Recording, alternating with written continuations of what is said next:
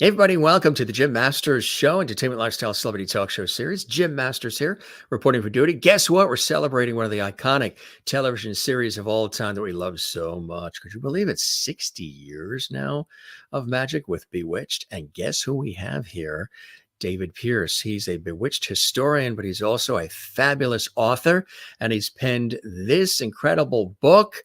The history book, yes, the Bewitched History Book. If you love Bewitched, like we all do, and all those cast members, of course, Elizabeth Montgomery and Dick York, and then Dick Sargent and Agnes Moorehead and Paul Lynde and the list, Alice Ghostley, and the list goes on and on and on. David White, everybody you see on the screen right now, and so much more. We're celebrating it all with this fabulous episode, celebrating one of our favorite series.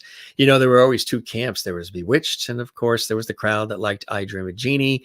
In our house, we love them all, including the Dick Van Dyke Show and I Love Lucy and Brady Bunch and Partridge Family and many that we've celebrated here on our series. So we're going to welcome David right now. He's on location actually in Reno, Nevada. He is a world traveler. We're going to talk about Bewitched, celebrating the 60th anniversary, his book, and his passion for this great series, and lots more. Again, he's a prolific historian and author. And here he is on the Jim Masters Show. David, welcome Hello. to the show, my friend. How are you? I'm well. Thank you, Jim, for inviting me on. Just to let people know, and you're very welcome, I appreciate you being with us. You sort of flew in on your broom to Reno, right? Yeah, you have to go Oh, in. yes. I It's the flew broom. on my broom for our Halloween celebration. It's Well, it's great to have you with us. And what an iconic series to celebrate as Bewitched. Of course, Elizabeth Montgomery and company. Just one of the most beloved iconic series. And so many people are craving the nostalgia. They're getting in touch with the shows that they grew up with and that were part of their family for so many years. And then new generations are also, discovering these fantastic series and shows first time because the nostalgic networks, like the Me TVs, the Antenna TVs, and so much more, are, re-airing these shows that we have loved for so many years. What was it for you about Bewitched that really piqued your interest, that really, you gravitated to it so deeply that you actually wanted to do one of the definitive books on the series, David? And congratulations on it as well. Thank you. So I would watch it in the reruns in the afternoon after I came home from kindergarten, and my mom would be folding clothes in the living room, and Bewitched would be on along with the other shows. But Elizabeth Montgomery was one, if not the most beautiful woman I'd ever seen on TV. And then the fact that there was like all this magic going on, like things floating and disappearing, and it was funny. And it was beautiful too, like the sets, the clothes, everything. It was just beautiful. And as I've gotten older, I've realized that it was also well written and well acted. But mainly it was the magic in Elizabeth is what did it for me. Like I was saying, there's two camps, sort of. There was Bewitched, and then there was the crowd that loved I Dream of Jeannie. We've always, a matter of fact, there's the Jeannie bottle right there. Yeah. So we've always loved, we loved all these great shows. Bewitched, really, I tell you, starting out like I Dream of Jeannie did in black and white, and then transforming to color. And when you watch it in its rich color, it really is fantastic. Were you saddened when they tore down that Columbia Warner Ranch and they took down the Bewitched house and the I Dream of Jeannie house and the Gidget slash Hazel house and all of the facades that were used in the neighborhood there for so many shows and movies? I was hoping there was a way they could preserve The them, move them into a museum, do something with them, because so many people identify with those. The Bewitched house, which of course was Dr. Bellows' house, and I Dream of Jeannie. And yeah.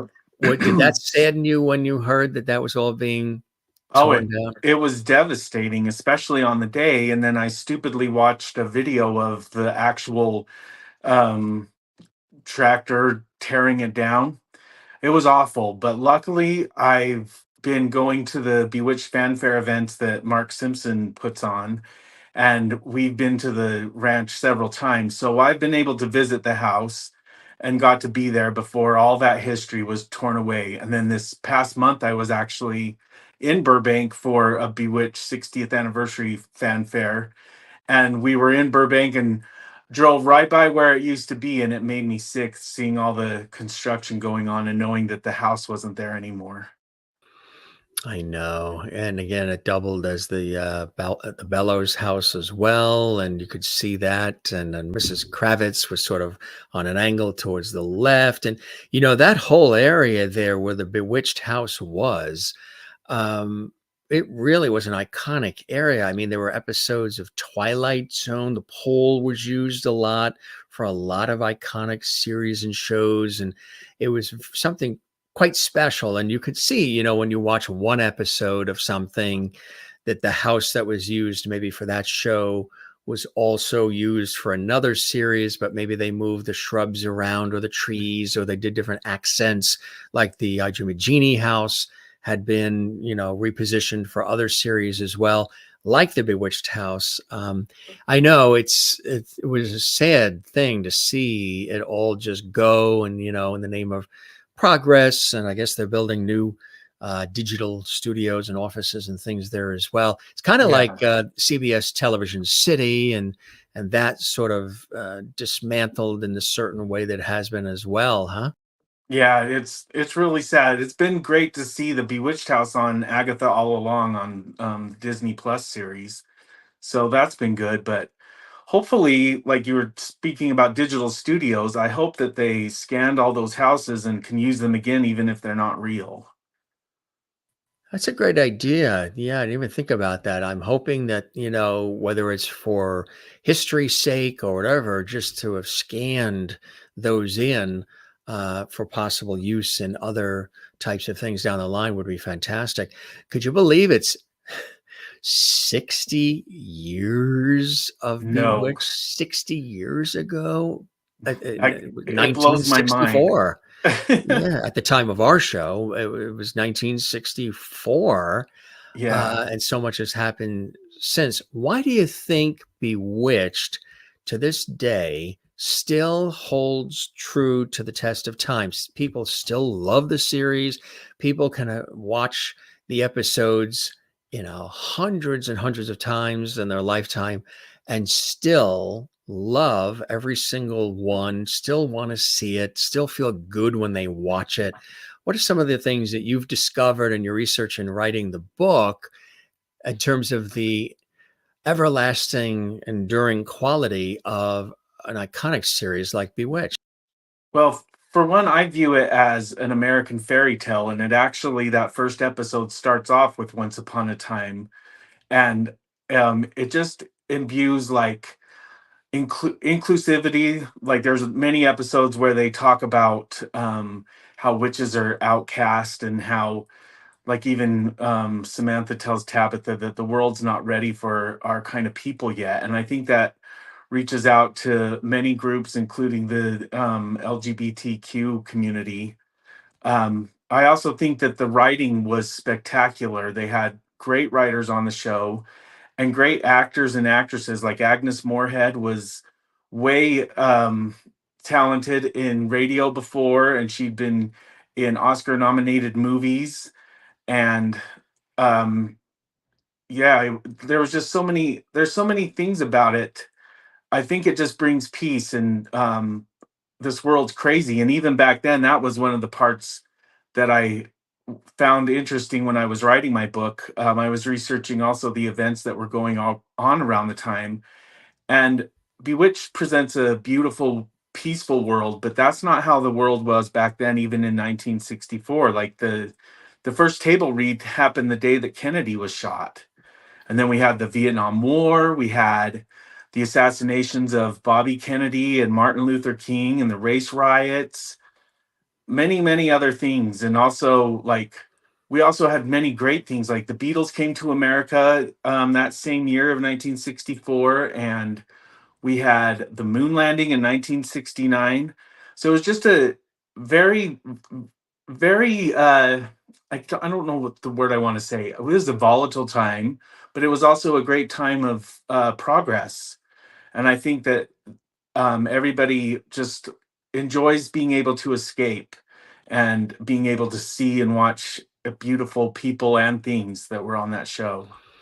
There's something to those shows of that time that had this innocence. And like you said, it was interesting because a lot of the things that were going on in the real world, per se, were not necessarily exact to the series, but it was a great escape. It was a great way to still have some sort of a grounding, some sort of a feeling of comfort and reliability. I mean, and some of the tasks that they did, going to the supermarket and going to the PTA meeting and like these kinds of things are things that everybody were doing in the cities and the suburbs and rural communities at that time anyway, in terms of the familial aspect of it. Of course, the magic and all the rest was added in to sort of bring us into this world of fantasy. But I think these shows served a great purpose because they were um, a way to escape from the day-to-day doldrums of life and the scary things of life, whether it was kids watching or adults watching. And what was really cool was these kinds of series like a Bewitched, Partridge Family, others, the kids were watching as much as the teenagers and the adults. There's a lot of shows today. You look at them and you're like, yeah, you wouldn't want the kid watching that or the grandkid or whoever watching Yeah. that. That's like, but these kinds of shows you could put, Nanny and the Professor, all these shows. The kids, these were appointment viewing. If I recall, Bewitched was on ABC on Friday nights. Thursday nights at Thursday 9 nights, p.m. Thursday nights, not, and then the Friday was the Brady Bunch and Partridge Family and Nanny and the Professor and Room 222, which was more for the adults later on in the evening. But Yeah. yeah, I think I agree too in terms of casting, uh, beautifully cast. And there are things that if you grew up like this was set in like a suburban sort of environment, and we grew up in the New York area in the suburbs, and so could identify with some of that suburban feel that it had as well. Some of the things, the station wagon, like the different things that represented. There's even the way the house was decorated, paneling here and there, and Yeah. it just really reflected some of the things that you were familiar with. Um, if that was your environment at the time. But the cast, I mean, really beautifully cast. Now, I had always heard mixed. Was Agnes Moorehead always interested in doing this part of Endora, or did it require some real convincing for her to embrace Endora? I mean, I don't think anybody could She have ever played it the way she did so No, beautifully. nobody could have ever done it. And she didn't want to do it. She didn't think it would catch on, and so she agreed to just do the first I think it was 13 episodes. Um and then it caught on and she couldn't believe it, and she always said that she didn't like working in television because there was no time to act. But she stayed on for 8 years, and it looked like she was having fun sitting in her chiffon robes up in the air, and she was, not so much the glue, but her episodes are much better than the ones that she is not in. I would agree, absolutely. And like you say, she really took that role on, and was going all the way to the very end. I had heard also that, also too, they softened up the look of Elizabeth Montgomery and Endora as time went on. They looked more like witches. And then they sort of softened the look a little bit of Samantha and of Endora as the time went on, which I thought was which was a good idea to do. Did you notice that Yeah, they did that? yeah. It looked like they did soften it down, and I think it was so that it wasn't so outworldly that they would associate better with everybody else. But Agnes, she did her own makeup design, which I thought was cool. And she actually came up with the name Endora because in the first script, the character was just referred to as Mother. And Agnes was a very devout religious woman and knew her Bible backwards and forwards. And so she named Endora after the witch of Endor that's mentioned in the first book of Samuel, I believe it is. So I thought that was really cool. That's quite a little bit of a tidbit for people that don't realize that. And they had a wonderful working relationship, Elizabeth Montgomery and Agnes Moorehead, I had always heard as well, which is nice to know, for people who followed the series and wondered, did as mother and daughter, did they really get along, offset as much as on? And everything I had heard from people in the industry and what have you is that they actually did. They had a respect and a fondness for one another, with Endora or Agnes being this, classically trained actress, and to come Yeah, on and take this kind of a role, which she became a beloved figure in television to millions of people around the world. But there was this fondness for one another, respect for each other's talents, right? correct. Yeah, I just recently read an interview with Agnes from, I think, back in 1964 or 65, and she mentioned what a great actress Elizabeth was and how she just appreciated her. And there's several times on the series where you can see that the love between the two, like especially like when Samantha became Queen of the Witches in the beginning of the fourth season. There's a little look that they give each other that seems like they're breaking character, that it's not so much Samantha and Endora anymore, but it's Liz and Agnes. So you can see that in the way that they act with each other, and read that in interviews that they've had before. Absolutely.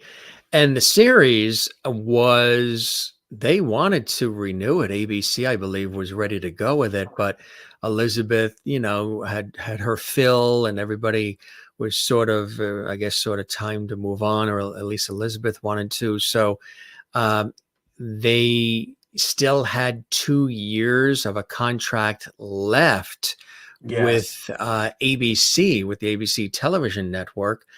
And the producers said, okay, what are we going to do? How are we going to fulfill this? So, how about we take Uncle Arthur, Paul Lynde, and we'll create the Paul Lynde Show. And he had his own sitcom for, a year or so. It didn't run as long as um, he had hoped or others had hoped, but the Paul Lynde Show came right after Bewitched as the thing to fill in the requirement of the contract. Now, I've seen reruns of Paul Lynde's show Yeah. on, I think, Antenna TV, or one of them, MeTV, maybe Cozy, and I like it. I thought it was funny. I thought he was funny. I love the casting. The I forget the actress's name who played his wife, but she was extraordinarily gifted and Oh, I well. think it was it Joyce Elizabeth, Fuller, or no, Elizabeth Allen. yes, fabulous actress, and she Yeah. just was such a great yin and yang with Paul Lynde. And some people had said, well, Paul Lynde is a good character actor. He's a support, but to make him the lead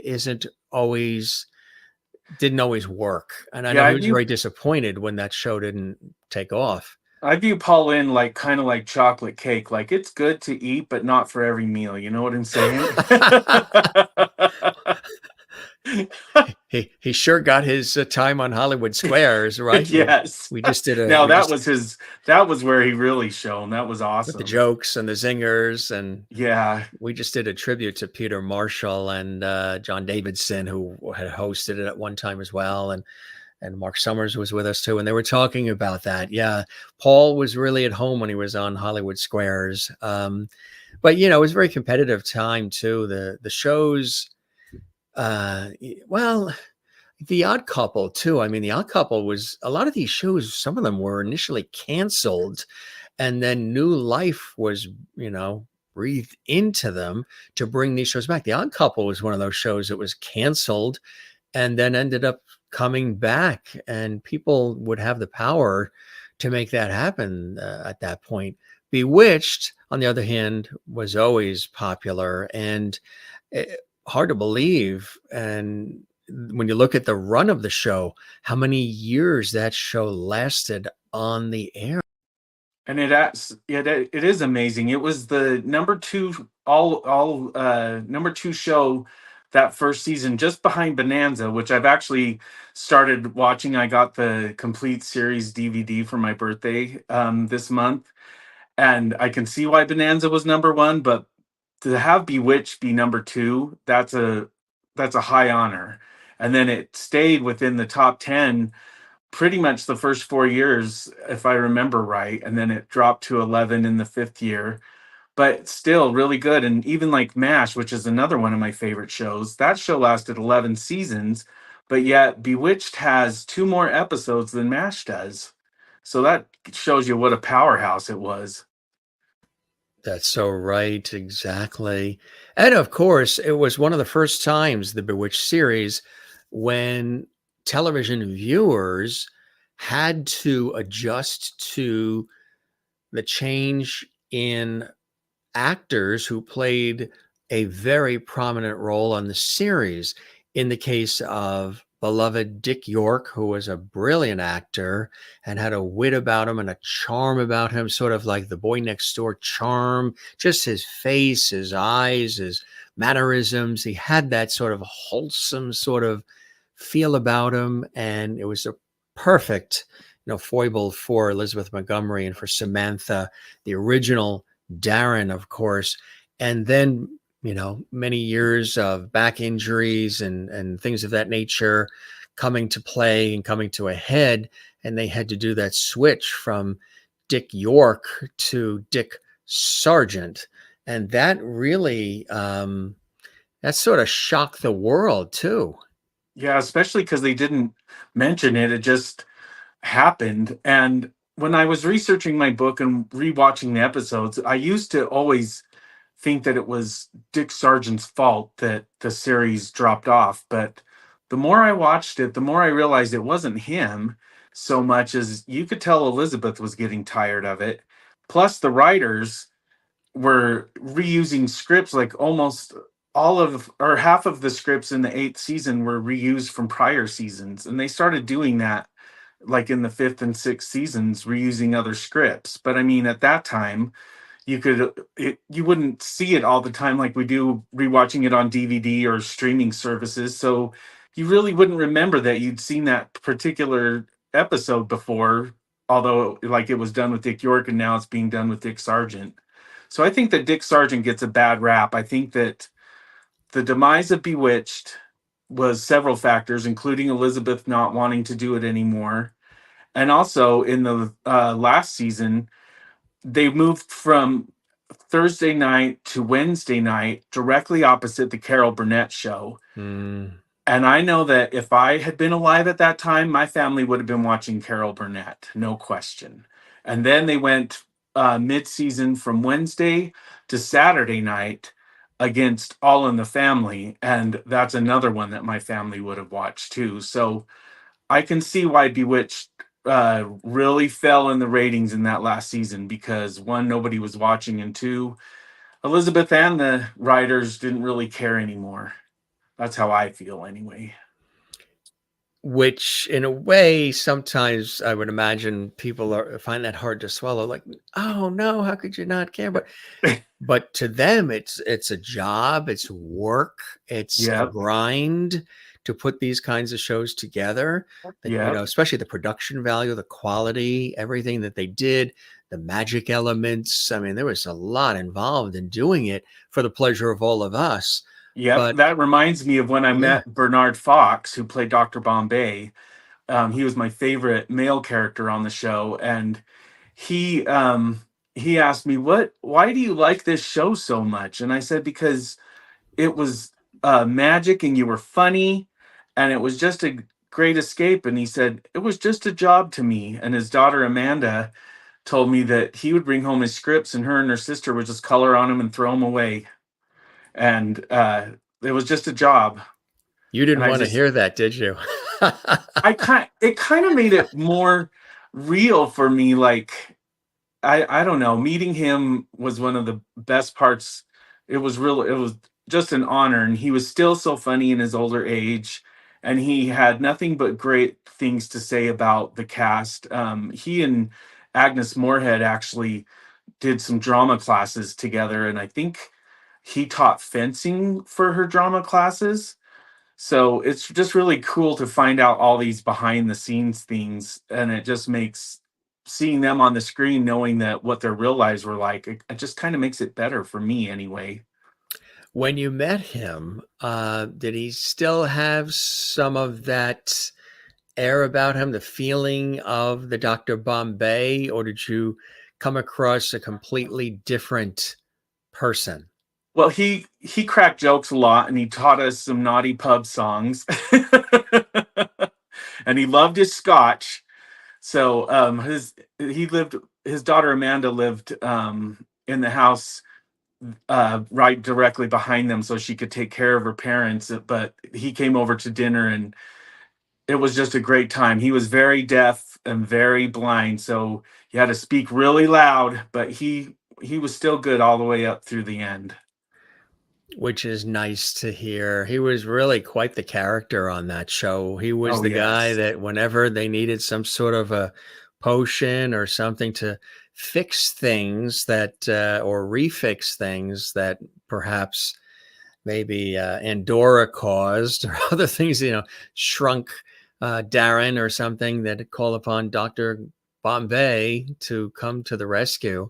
And then, of course, there was Alice Ghostly. She was on the show, and my mother watched the show too. And my mother had always says, and still says today, you almost, you could almost think that Paul Lynde and Alice Ghostly were like brother and sister in real life. Their mannerisms, their way of speaking, very, very similar. Yeah. Yeah. I've heard that people have said that Paul Lynde stole his act from Alice Ghostly, and I didn't really notice that. But now every time I hear or see him, I can hear her.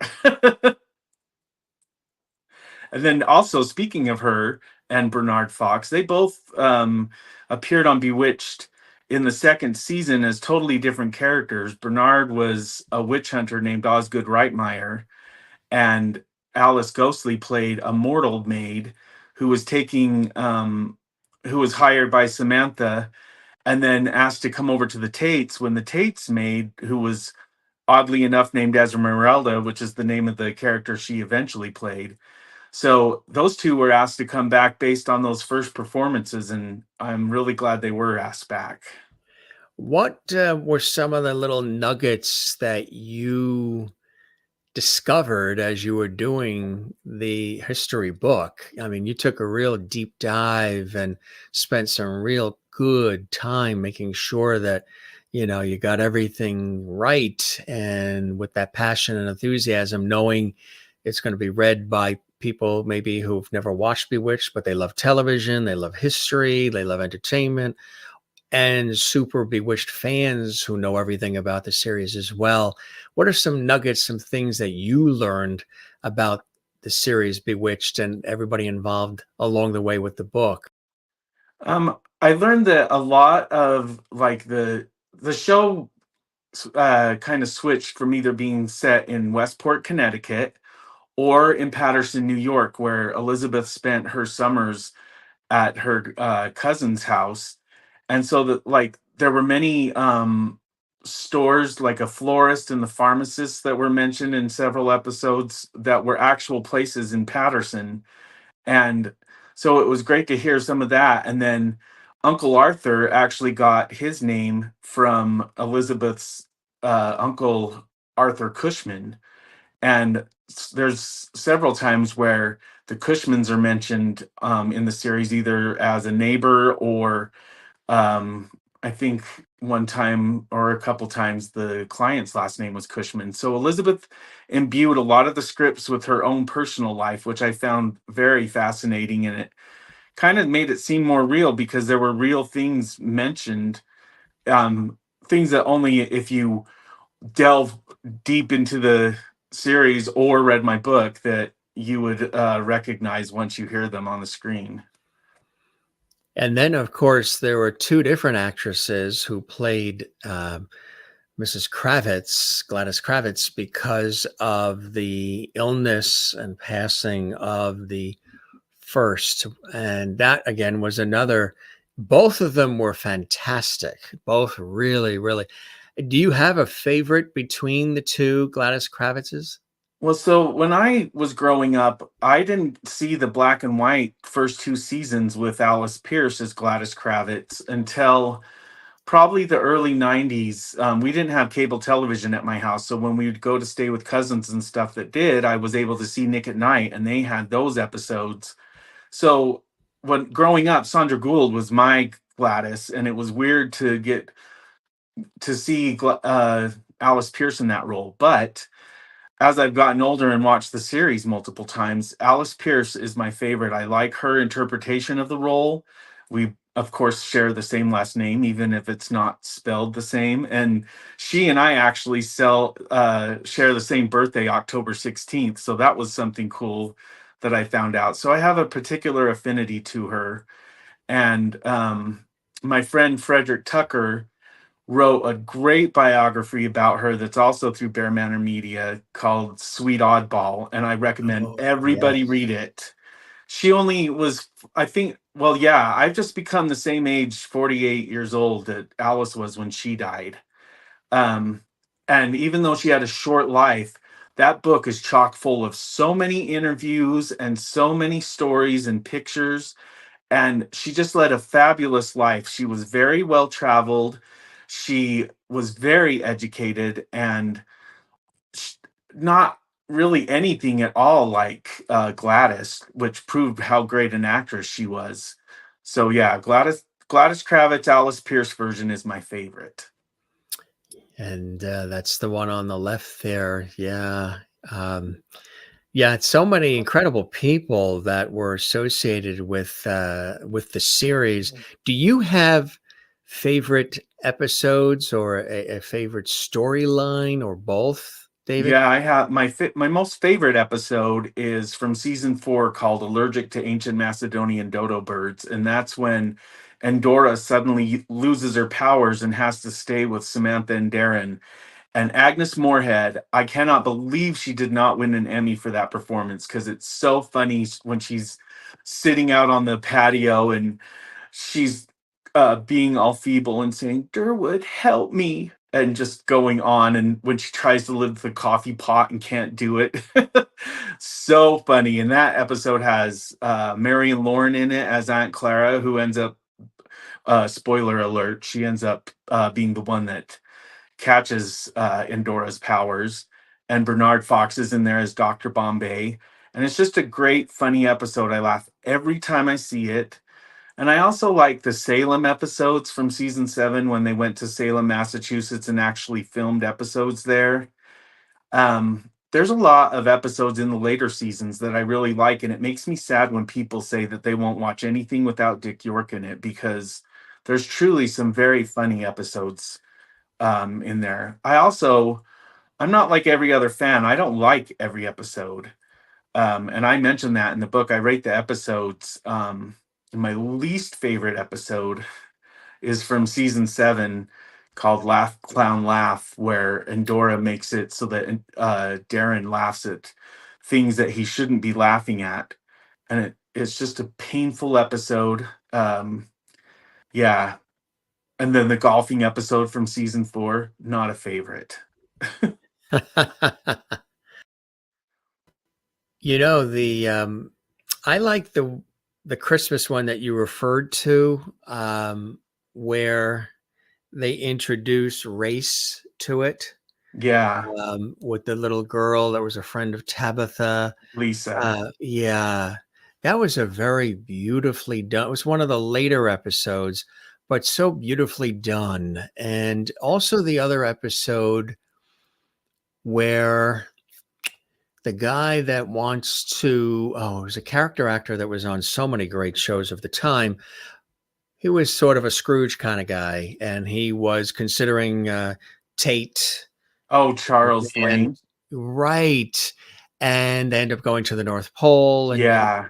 bottom line, she convinces him about the existence of Christmas Santa and Claus. Santa Claus. And it's a very touching, beautifully done, warm episode, a Christmas episode. I always enjoyed the Christmas episodes of all the shows, but Yeah. that is one of the great ones. The way they handled that one, and the other one where they gingerly entered in race, which was so beautifully done as well. Kind of like the Dick Van Dyke Show when they had the mixed up little Richies, and they had Yeah. the wrong little Richie. Yeah. And then one of the longest laughs in television history on that episode when they realized the mix up, and they answer the door, and the couple that's there doesn't necessarily match the baby. And it was just really amazing. Um, Yeah. do you like those episodes, those Oh, two I Christmas love the episodes? holiday episodes of Bewitched, and that one with that deals with race. It's Sisters at Heart from the seventh season, and that was Elizabeth Montgomery's favorite episode when she asked which was her favorite, and it has a great backstory to it.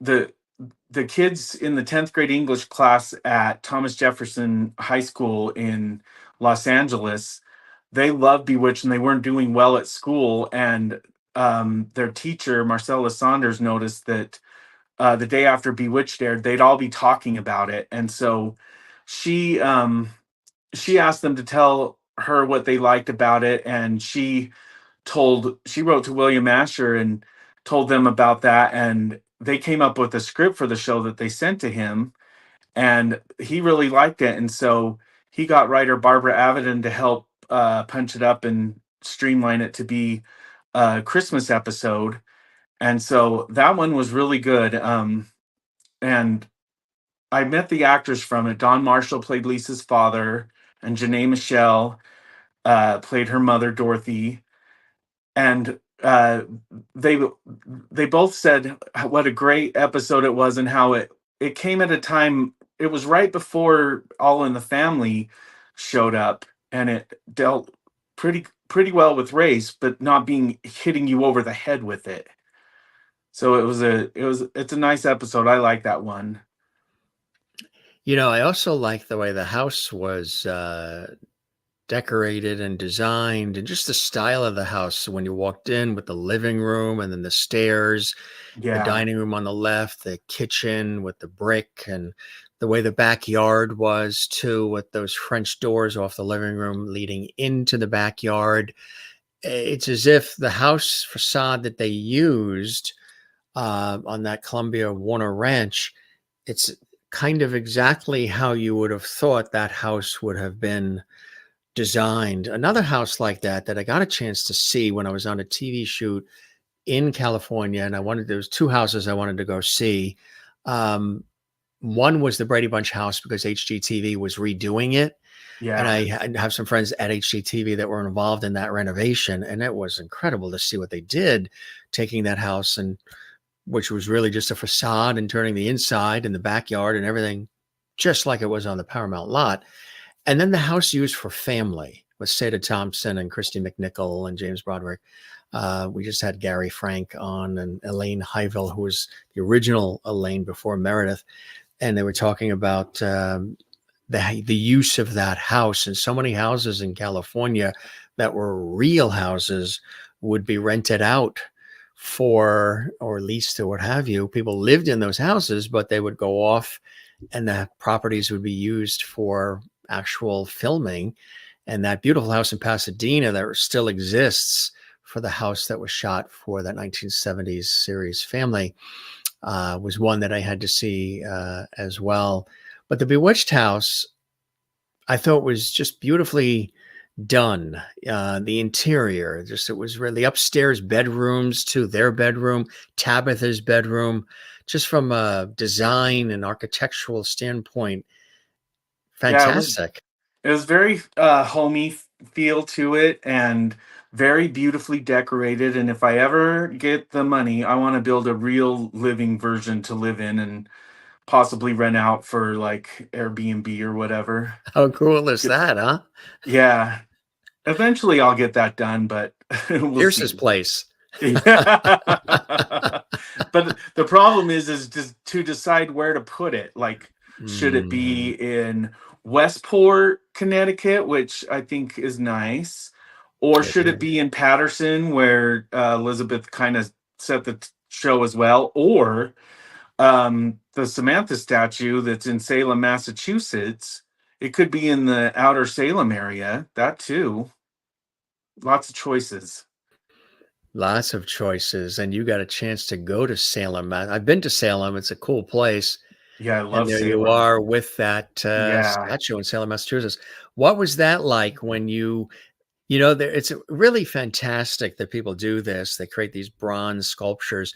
Elizabeth Montgomery, Minneapolis, they did one of Mary Tyler Moore throwing the hat in the air like she did in the open of the show. And then up in Jamestown, there is the fantastic one of Lucille Ball. What was it like when you were standing there next to that iconic, of course, fabulous product placement with the book? Yeah, of It's all about course. getting it out there. Absolutely. Uh, Yeah. but I heard actually, before I have you answer that question about what was it like standing next to it, especially in Salem, I had heard in doing my research that in spirit, of course, for those maybe who don't know, Elizabeth Montgomery passed in the 90s of colon cancer, unfortunately. And she had been filming a movie and I guess had some symptoms and, I'll go get it checked. Eventually go get checked. But by the time it was done, the checking, it was too late and too Yeah. advanced. And it was a shock when you heard that she passed away. Oh, yes. Um, but I had heard in spirit, she loves the book. Oh, yeah. My brother, we Yeah. call him Pibby. He's the one that did that for me, and I just love it. But I Check gotta it out. tell you Look at something her about eyes. that She's like, picture. "Oh, I love this book. Oh, this part is my favorite." Yes. That David Pierce, I tell you. So, that particular picture, when Elizabeth died, I was devastated because Oh, it growing was up, sad and shocking. Yeah. I didn't realize that you could write to the actors and actresses. That Yes. just didn't come in. My parents weren't like all into TV and movies like I am. So Yeah. when I realized that I could write to her and I saw that she was sick, I had started writing to her and then she died. Mm, And so I was yeah. devastated. And so my friend Jeanette suggested that we hold a candlelight vigil for her. And so we uh, we had cheesecake and Doritos nacho flavor because that's my favorite, and drinks. And we watched an episode that I had taped, which was actually I think it's called that. Yeah, that was No Chick. That was my wife from season 4. That Serena shows up at the very end, and then I had that picture that she's reading my book in that picture, but in actuality, she's reading the Bewitched comic book. Um, Mhm. and we lit candles and we sang as much as we knew the words of Amazing Grace. And then I put the picture, put the corner of it down into the flame, and the flame went up around the picture and it went up around her face, and then it stopped. And it was magical. Like the smoke rising up seemed to me to represent her spirit leaving, but the fact that it left her face, that was amazing to me. So that picture holds a special place in my heart because it always reminds me of that candlelight vigil, which I held for many years afterwards. How surreal, huh? Yeah, Wow. That's amazing. There might have been some spirit magics. nature or, Yeah, it was awesome. that now Bewitched came first before I Dream of Jeannie. And the idea of one was a witch, one was a genie, sort of came into play. And I don't know if there were elements that were necessarily shared between the two, but I know some of the transitional movements between scenes, um, sort of the underscoring music or the quick bongo, I know was used. There was one time I think I watched I Dream of Jeannie when they transitioned the scene. Remember when they would transition the scene on Bewitched, and there would be sort of this high pitched sort of sound. Yeah. Yeah. I think there was once or twice I've heard that on I Dream of Jeannie, if I'm not mistaken.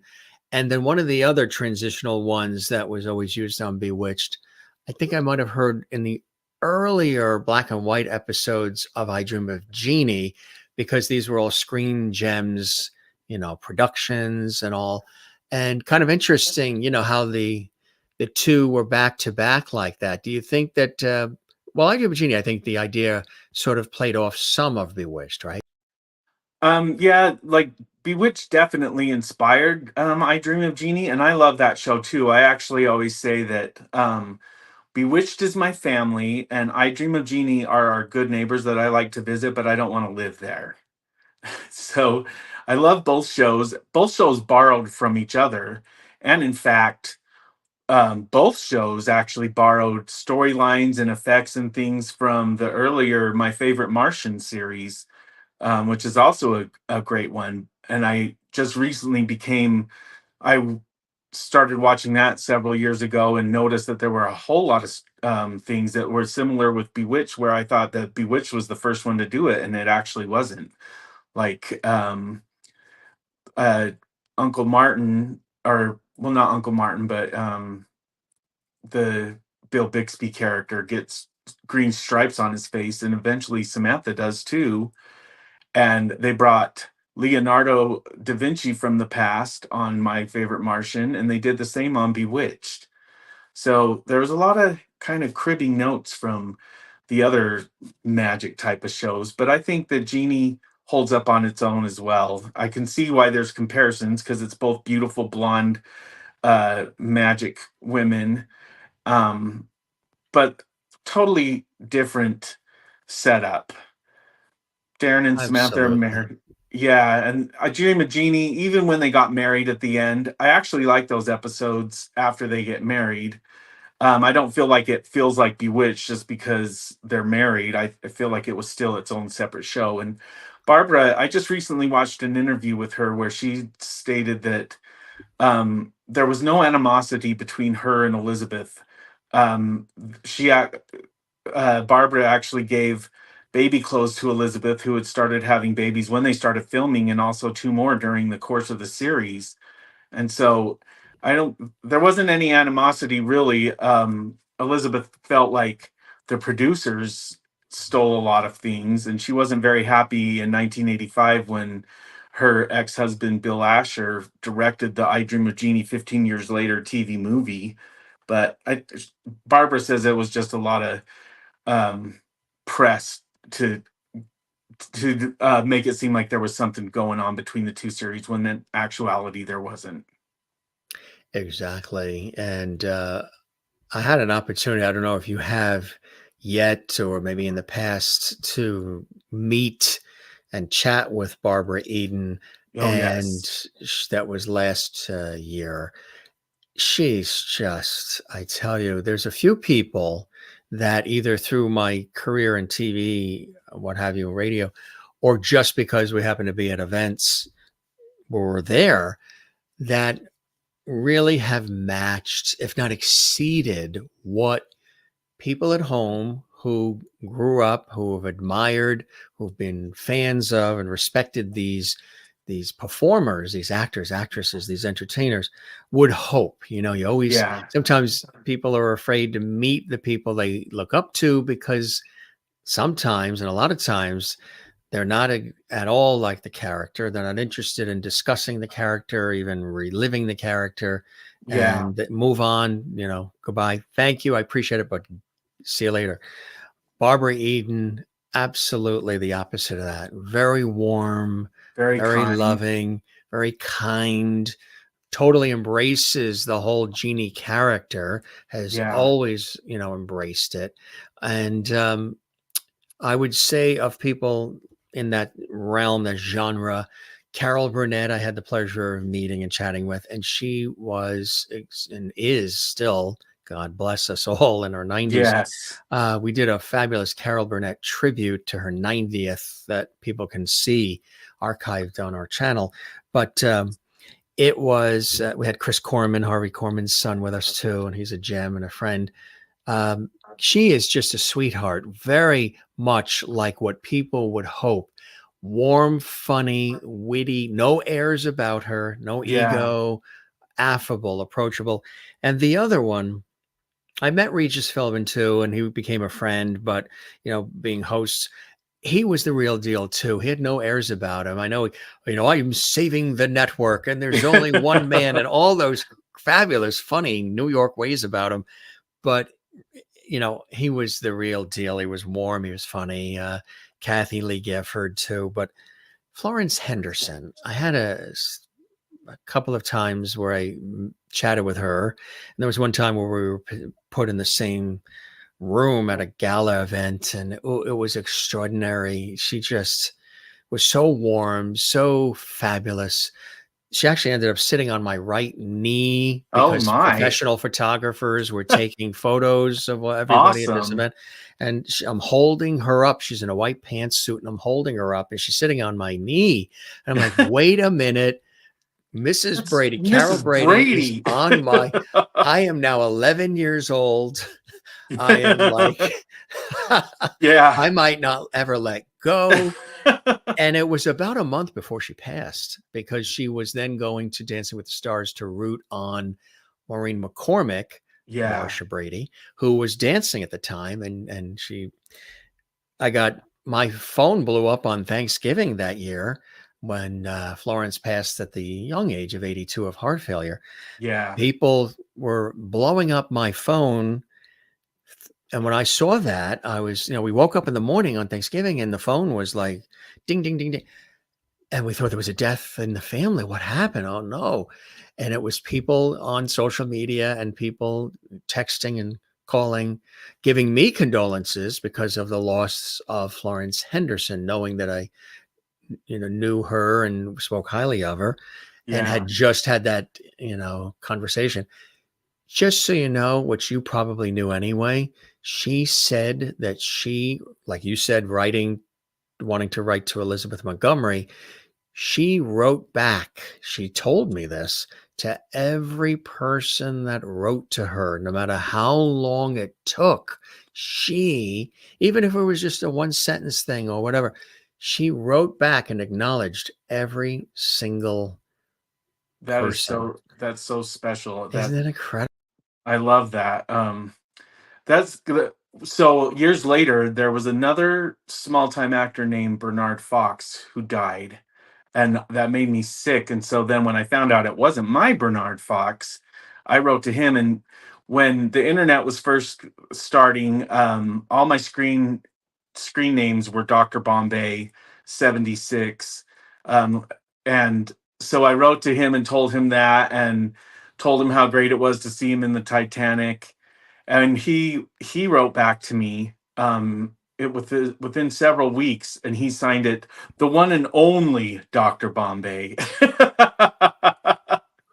Really? I like Yeah, that. so I still have that, and I'll treasure that forever. The one and only Dr. Bombay. How Yeah, cool is that, huh? and then Snoop Dogg's kind of taken over that Dr. Bombay name for a character he came up with that's like a cheetah monkey. So Yes. you'll see like Dr. Bombay ice cream in the store. And I'm conflicted as to whether or not I like that idea, because it's cool to see Dr. Bombay's name in the store, but it should have Bernard Fox on there. It should have been. That is funny. And then, of course, like you mentioned earlier, there's Aunt Clara, who Yeah, was a very quirky character and played by, of course, brilliant Mary. actress. There she is there.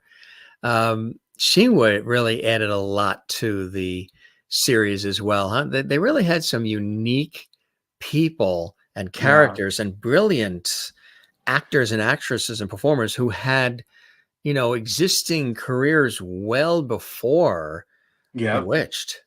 Yeah, Mary and Lauren actually on the day that we're recording this, it's the 60th anniversary of her first appearance, which is the first Halloween show. The witches are out when Oh, yes. Samantha and Aunt Clara and their friends Mary and Bertha try to get a Halloween candy manufacturer to change his idea about wicked old crones being the uh, what's it called in the advertising campaigns. And I actually just watched that right before I came on the show with you. Did you? But Wow. yeah, dear Mary and Lauren, she was the best, and it's really a sad thing when it doesn't, or when she had to leave, especially because they never really mention her again. Tell the audience why she had to leave. They probably don't know. She died of a heart attack, and she was in her mid 80s. So she worked pretty much quite right up to the end, and she got a posthumous Emmy award just like Alice Pierce that played Gladys Kravitz. She worked right up to the end, and you can actually see it in her episodes because she was getting so thin and drawn. And Elizabeth accepted the award for Marion at that Emmy Awards, and I wish I could find video of that. But yeah, Mary and Lauren was special, and you never hear of anybody saying they didn't like that character because she was like everybody's favorite aunt. She was warm, she was quirky, she was funny. Yeah. And she Always really trying to do collected the right doorknobs thing. like Aunt Clara did. Oh, she really did, huh? Yeah. So they Wow. incorporated that from her life into Aunt Clara. Wow. That's so cool, huh? Yeah. Wow. So, what other shows do you like? We'll go back to Bewitched in just a second, but what are some other series? I mentioned Florence Henderson and Carol Burnett and all, and you mentioned Carol Burnett. What are some other series of the time that resonate with you? You mentioned I Dream of Jeannie as well. Oh, the Munsters, most definitely. The Munsters started the same year as Bewitched, and the Adams Family too. I love both of those series, and I love Get Smart. That's just such a funny show. And what else do I like from then? I really love the Carol Burnett show, but mainly I just stick with Bewitched and Jeannie and the Munsters and the Adams Family. I kind of go through those in rotations when watching them on DVD. Yes. Do you watch the nostalgic channels as well? Not really, because I don't like the commercials. And I like the episodes being unedited because when I do watch them over the air, I'll notice whole scenes taken out and that it drives me nuts. So just watch the DVDs, and then Bewitched is coming out on Blu-ray from both Mill Creek Entertainment in February and from an Australian company called Imprint. The first two seasons are coming out on Blu-ray, and I've heard only great things about Imprint. And because I'm a obsessed fan, I'm getting both. Now, how cool is that, huh? Yeah. So I Wow. hope that it makes it even look better. That would be fantastic. So, what are some other little nuggets and gems you learned about Bewitched that maybe even surprised you, David? You weren't aware of this. You're like, wow, I didn't know that. Hmm. It's been because the book was published first in 2012. Um, I remember kind of being taken aback that Agnes Moorehead was not a fan of Dick York, or Dick Sargent. I mean, she was very close to Dick York, and she didn't like change. And Elizabeth actually had to tell her to knock it off being mean to him. And then later on, they became really close, and they actually have some great scenes, like in the Henry VIII episodes from season 8. It's mainly a focus on Endora and Darren, and they have great scenes together. But I was kind of taken aback that Agnes would act like that towards him because she seems so professional. Yeah. What was the relationship as time went on with Elizabeth Montgomery and um, Dick York? Did that change? I had always heard mix. Now, I always thought Dick York was fantastic, Oh, great yes. actor, perfect for the role. I thought Dick Sargent took it on and did a great job as well. I was never, we really missed Dick York, but I thought that Dick Sargent, who was a little bit more mild mannered, yes, but I thought that he did a terrific job, Yeah. the best he could, filling the shoes of, the original Darren. How do you feel about all that? Well, you have to take yourself out of the realm of Bewitched, what you see on TV, and you do have to think about that these people were doing a job. And sadly, Dick York was not able to always be there, which would impede progress and cost a lot of money and a lot of time. And so, unfortunately, Elizabeth didn't carry on a relationship after he left the show. Um, and that's understandable because he was interrupting the flow of work. She did keep on a great relationship with Dick Sargent after the show ended. And in fact, in 1992, he invited her to be a co Grand Marshal of the LA Pride Parade. And so it was really cool to see them together after all those years and the love between them. And I wish that the same could have happened between her and Dick York, but sadly it didn't. But Dick York was a great man, and I've got to know his two sons, Chris and Matt, and some of their children. And I just love the Yorks. They're great people, and I think it's a reflection on how Dick was, that he raised such great children, and I'm very blessed to know them. What was it like writing that book? What was that process like for you? When you're writing about something you've always loved, and then you get access, like you did, to this great information, research, photos, interviews, all these things. What was that process like for you, David? So it didn't start out writing a book. I wanted to celebrate the 40th anniversary of the series back in 2004 because Sony wasn't doing it. And so I was on a Bewitched website called harpiesbazaar.com, and Harpies Bazaar is the witch magazine that you'd often see Endora reading in the first couple seasons. And they had a message board on there. And so on the 40th anniversary of each episode, I would write my review of the episode and any trivia I knew. And eventually, um, all the readers on there were like, "Are you ever going to publish this in a book?" And I thought, I don't know how to publish a book, but maybe. And then I'm a huge fan of Paula Abdul, the 80s pop star and judge from American Idol. And in 2010, she set out, she told all of us fans that we needed to take a goal that we didn't think we could accomplish and work on it and just do everything we can until we can truthfully say we did our best and we failed, or we might come through the end. And so I thought, well, I'll try to publish this book.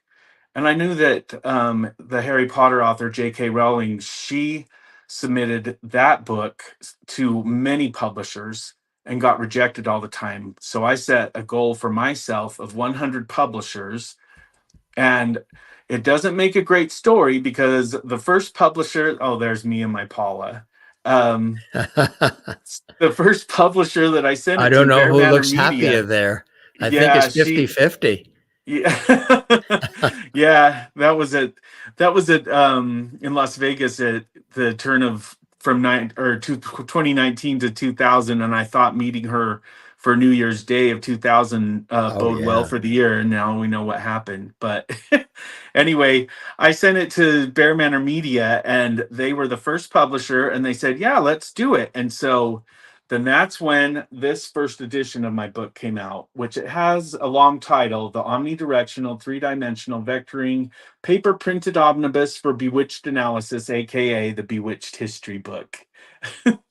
And I said that title in jest. It comes from one of Dr. Bombay's machines in a seventh season episode called the Sam Psychic Slip. And every time he says it, I think it's hysterical. So I told it to Bear Manor, and they actually fit that whole wording onto the book.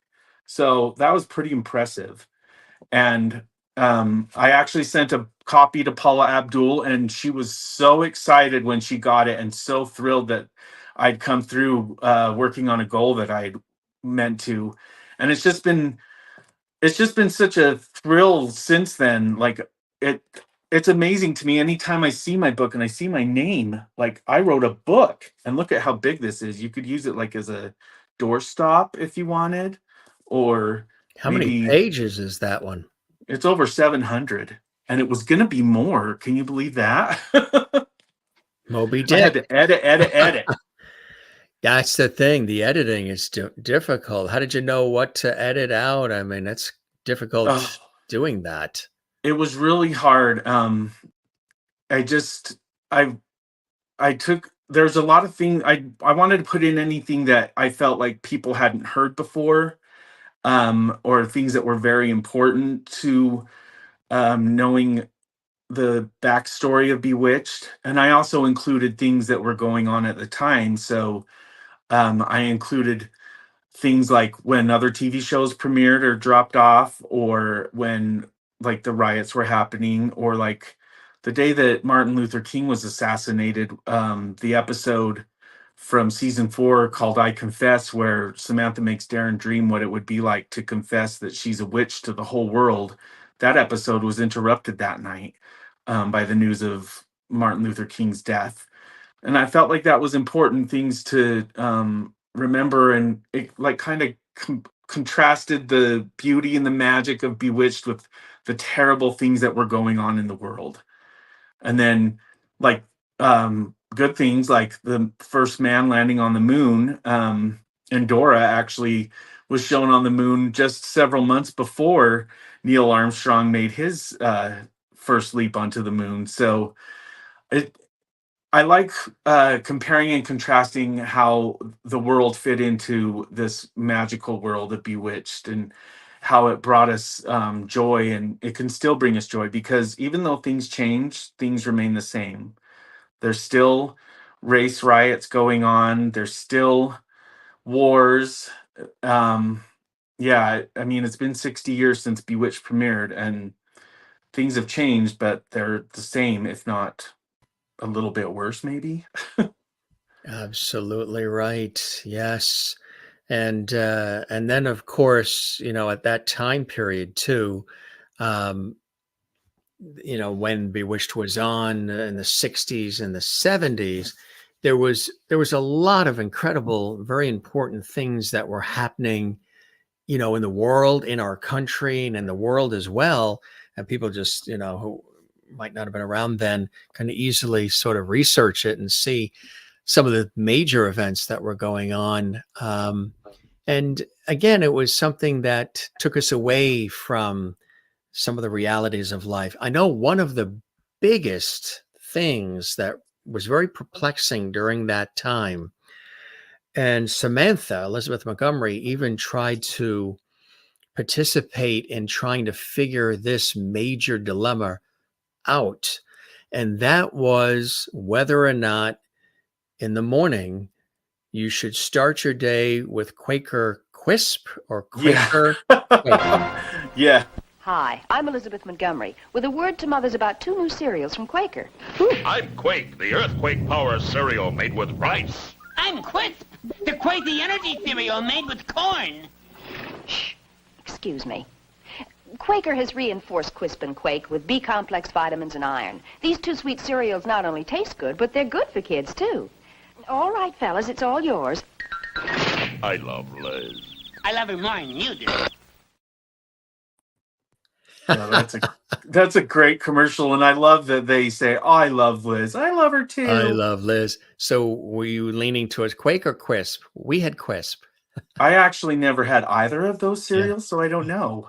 The Quisp was like the little saucers. They were shaped Uh-huh. like saucers, so the milk would set in the actual saucer. Well, they brought it back out a few years back in a couple of the stores. I don't know if it was a Walmart or Costco, one of those type of stores. They brought vintage cereals back for a Yeah. while, and I think you can order those things online. That's one of those things that a lot of the TV stars of the day would-be spokespeople for various things. And of course, Yeah. Quaker was a sponsor of Bewitched, but Elizabeth Montgomery back in 1970 even did a promo or like a PSA or a commercial for U.S. savings bonds. Hi, I'm Elizabeth Montgomery. Boy, every Christmas it's the same thing. Crowds, shopping, lugging the presents home. I love it.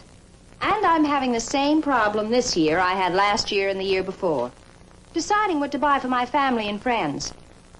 Well, I've discovered something that helped me and just might help you this holiday season. This is the gift. A U.S. savings bond, guaranteed to please. And you know something? It's a successful present, never goes out of date. Here's a gift that truly keeps on giving, pays interest to make it grow every year. Even more than that, it's an investment in freedom. I might even give one to myself. Merry Christmas, everybody.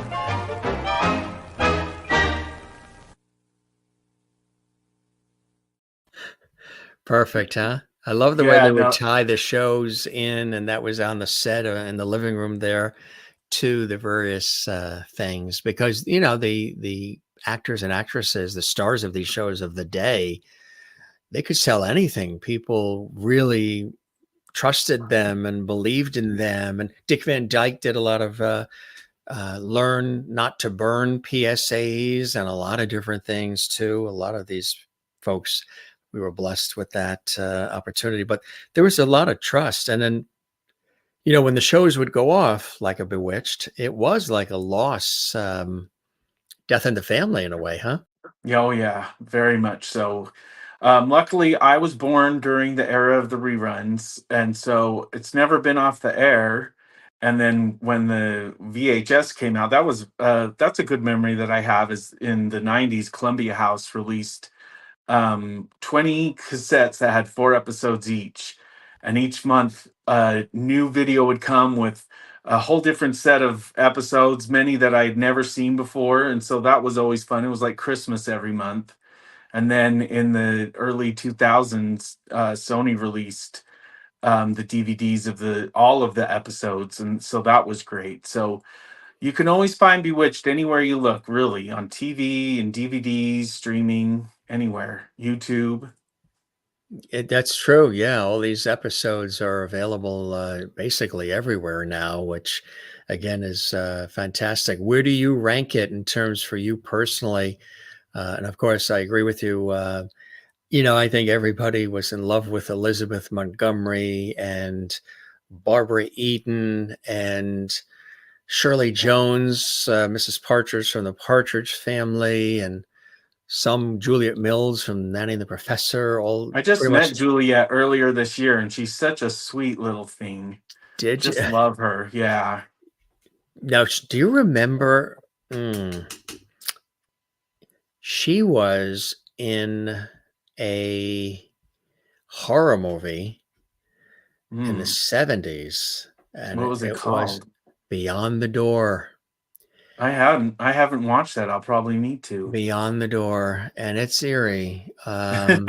She's it was back when Exorcist and all those types of where you're taken over by spirits and you're nice in the daytime, but then at Yeah. night and beyond her bedroom door, Yeah. things would happen to her. She's floating and she just would become the opposite of what you would expect from Nanny and the Professor. And again, they're actors, they're actresses. This is what they do. They take on roles. And sometimes it's shocking when you see somebody that's in a sweet role take Yeah. on a more dramatic kind of role, but it's what they do. It's their That's what profession. Elizabeth did. Like, Oh, my yes. favorite thing that's not Bewitched that she did is The Legend of Lizzie Borden. Lizzie Borden. Remember when that came out?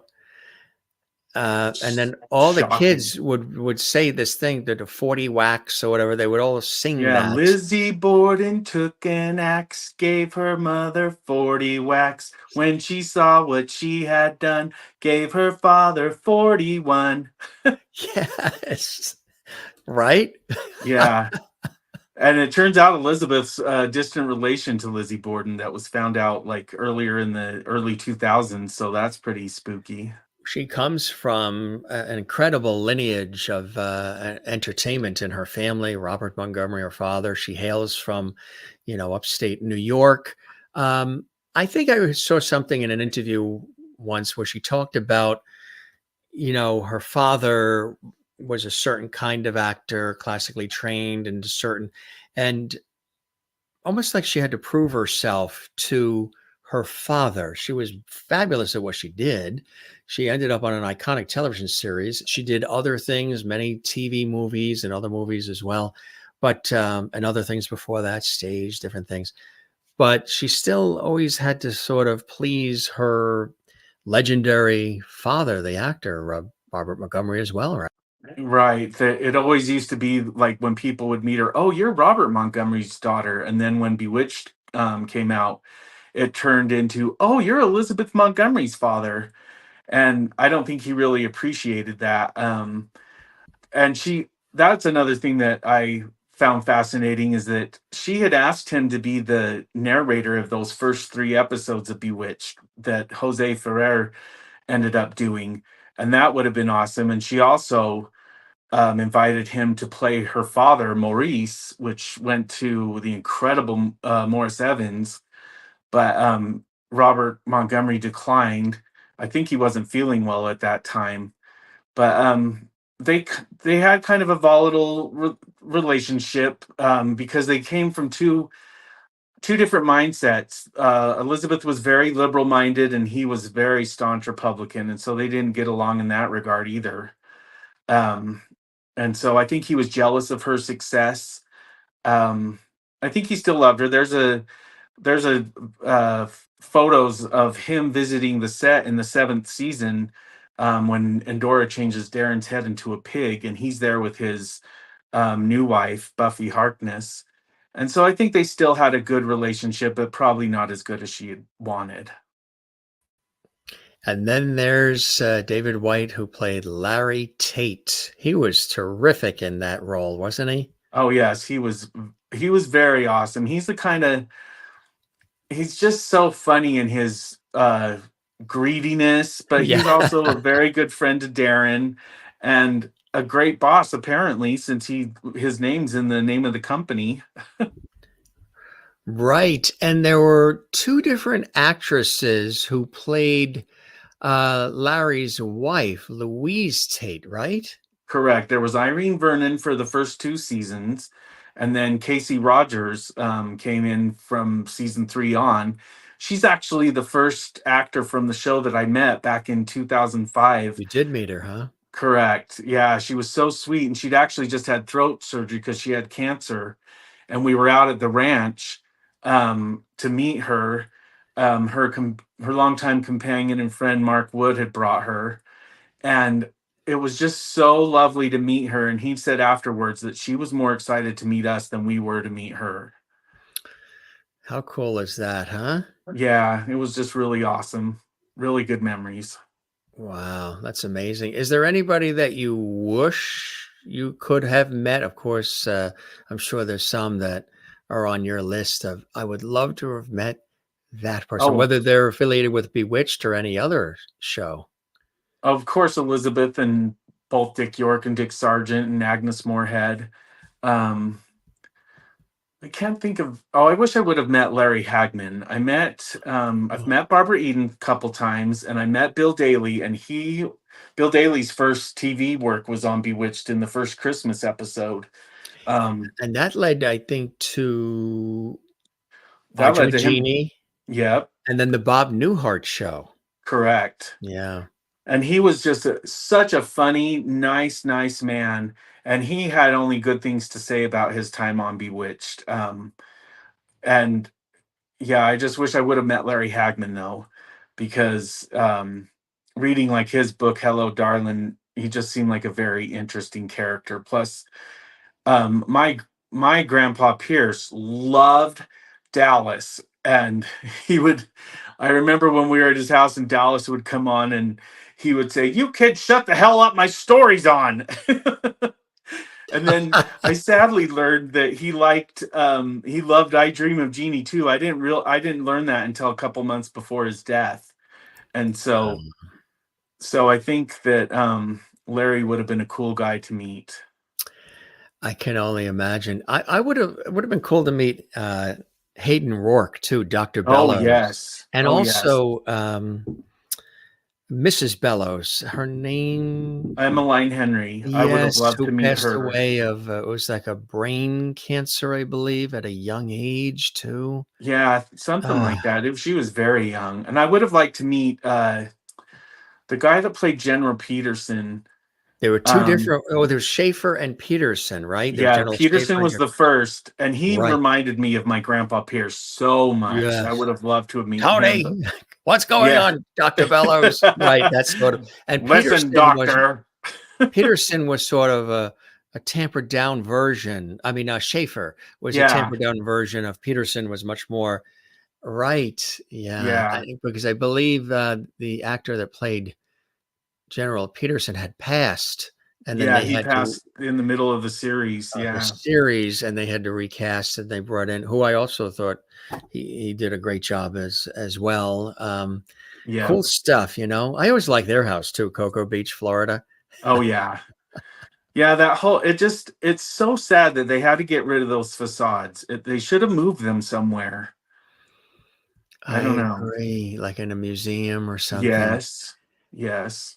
Now, your book is the newer version of it, which you know everybody Yeah, loves, the that Bewitched cover. History Book. It's the revised, expanded version of the omnidirectional, three-dimensional vectoring paperback printed omnibus for Bewitchment analysis, Good right? job, Thank you Jim. very much. You can tell I'm a broadcaster, huh? I've had to read a lot of scripts like that. Yeah, so some of the changes I made from this original version, I thought it was funny, and now I realize it was not funny. But I referred to Darren only as Durwood throughout that whole first edition. That was not a good idea. So I changed that in this. I guess it's over here. Yeah, um, I Darwood. changed it to Darren, and I also added like 25 new pictures, and I updated some of the new stuff that I'd found out along the way, and corrected some of the things that I found out later on were not true. And so, um, yeah, and I actually I mentioned this at the 60th anniversary fanfare last month, but I haven't really told anybody else. But I submitted an updated 60th anniversary edition to Bear Manor, where I actually edited out a lot of it because it's over 700 pages, and I wanted people to be able to access it and not be overwhelmed. So I edited out a lot, but I Well, also added in some this new is your stuff. love letter to the series, isn't it? Yeah. Yeah, and Yeah. I found out a whole lot of new stuff, and I have a whole lot of new pictures to add. So I'm not sure when that's going to come out. I submitted it too late for the 60th anniversary, obviously, but it will come out, and it'll be really good. There's a lot of new stuff in it, and I'll be happy to see that, and I think other fans will too, even ones that already have the book. Absolutely. It makes total sense. Did you like the episodes which they did on I Dream of Jeannie too, where they had well, Sabrina was not her sister, it was her cousin, right? Is Serena? Zarina was the cousin, Yeah, where the other Jeannie was Jeannie's sister, evil sister. correct. There's sort of a similar and dark hair, the opposite of Barbara Eden Yeah, and Elizabeth Montgomery and Zarina. Did you like the episodes where Zarina was in it with, of course, not that anybody would have not known that that was Samantha, that was Elizabeth Montgomery Elizabeth. playing both parts. Same thing with Barbara Eden playing both her sister Yeah, and herself, which was I amazing. love those episodes. I love Serena, and in the later in the sixth season, Elizabeth Montgomery came up with the name Pandora Spox as the actress that played Serena, a play on the word Pandora's box.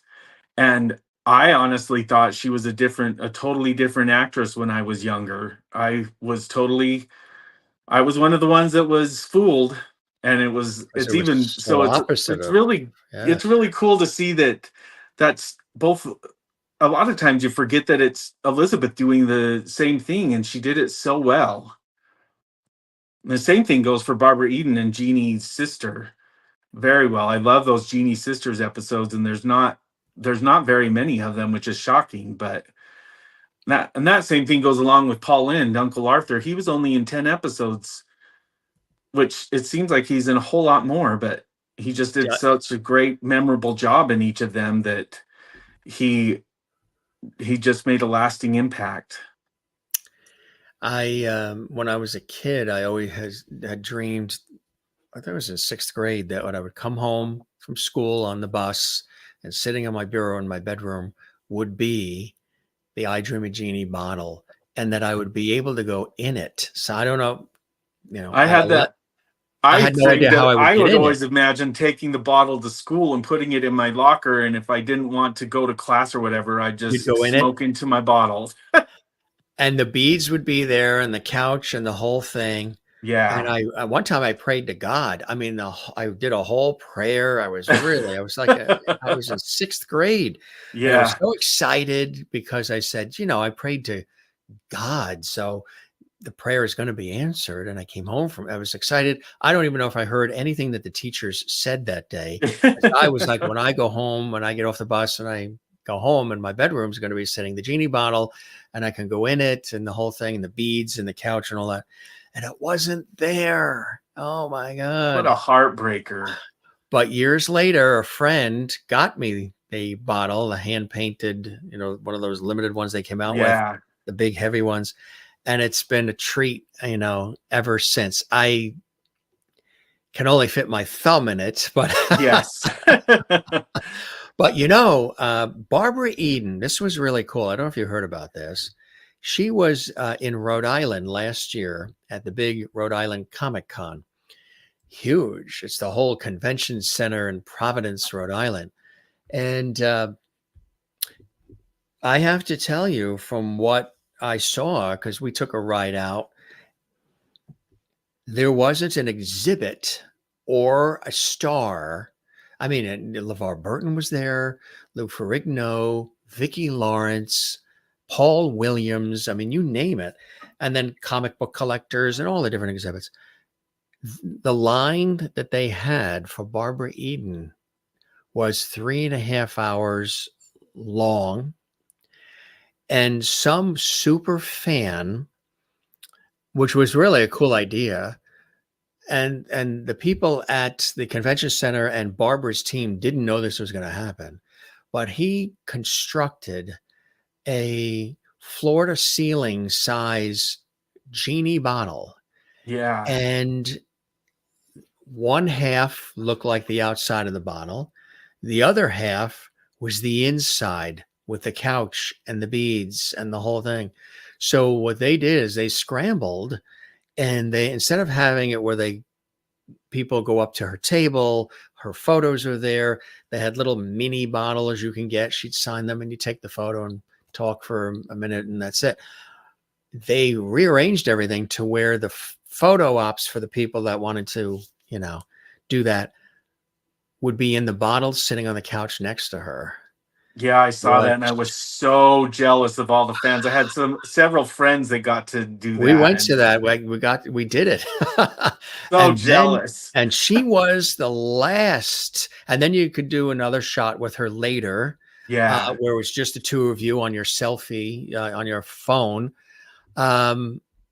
She couldn't have been warmer, nicer. We had a fabulous chat, and I got some extra time when she realized, my background or whatever.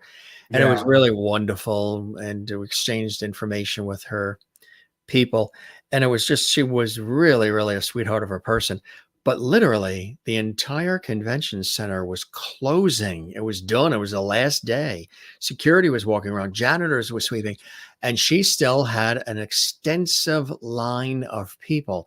Not only did she want to stay at like 90 years old for every single person that was in that very long line, the convention center kept it open. They locked all the doors. You couldn't go in, but anybody that was inside and had the opportunity to spend time with her. It was just, I think a lot of times what happens is you wonder, she's 90, 91 now, what have you. Is that the last time you would have the opportunity to? Yeah. So if you have an opportunity and it's somebody you admire, you want to know, you want to meet, or you just want to say hello, or you want to relay to them how you have felt about them and their body of work, go do it. You have to take the You chance. got to do it. What's one that you did that you're glad you're and grateful you did? Because maybe the person is no longer around, or just they don't do it anymore. Um, well, just last month I got to meet Paul Williams and LeVar Burton and Allison Arngrim, Nellie Olson from Little House on the Prairie, and Melissa Gilbert, Laura Ingalls.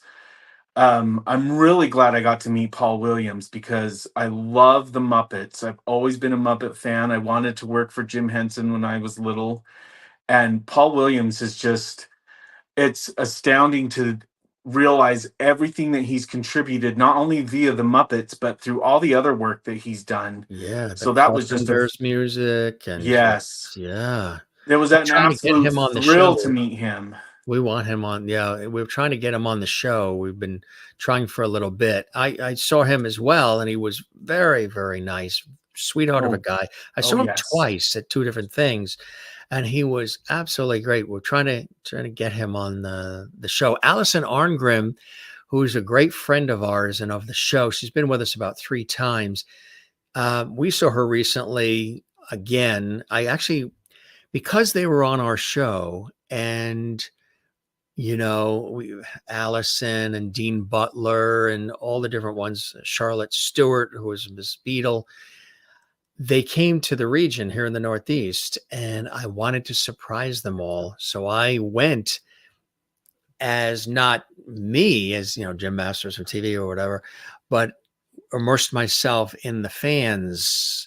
Oh So yeah. when I went up to, and I waited my turn and I was in those long lines, they had very long lines too. And all of a sudden I'm next with them. Like, wait a minute, I Jim? know you. Jim, you should have let us know. We would have let you in through the back window. You didn't have to wait in that through. I'm saying, no, no, no, no. That's not right to the people that have waited, Yeah. flying in from across the country and everything else. Little House on the Prairie and the Waltons, but especially Little House on the Prairie right now, they are so good with their fans. Oh And yes. they are, especially Allison, she's just like the leader of it all. And she's hysterically funny. Oh, so funny. People can see the past episodes on our YouTube channel, Jim Masters TV. But they really have embraced, the characters, and it's their 50th anniversary of Little House on the Prairie as well. Yeah.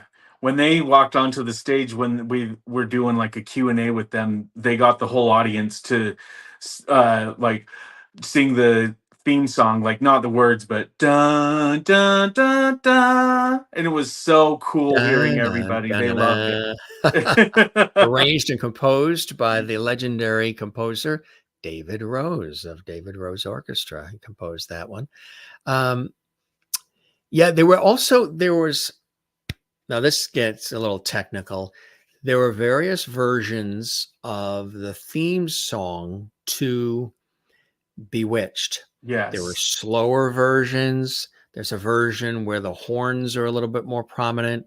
Then there's one version sort of in the middle, which is rhythmic, fast, and you hear much more of the bells. Yeah. That's my favorite version. That particular version where you hear the chimes, the bells, where it's rhythmic, and at the end, the finish on that song is so terrific. I mean, it's like, Yeah, I it's love like a that. big finish.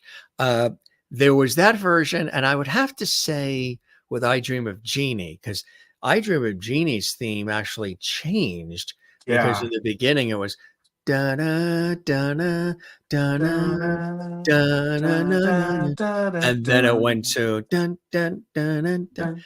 I love season 5 Yeah, Like the really rhythmic one with the drum, and that's and bongos the and everything. bongos, and that's a really terrific version of. Do you have a favorite version of the Bewitched theme? I like the one. It seems like it has more horns in it from season 2, and I like the animation also changed, and there was more sparkles of stars in the sky. And when they're in the kitchen, there's like a cabinet above the stove and a door to the side.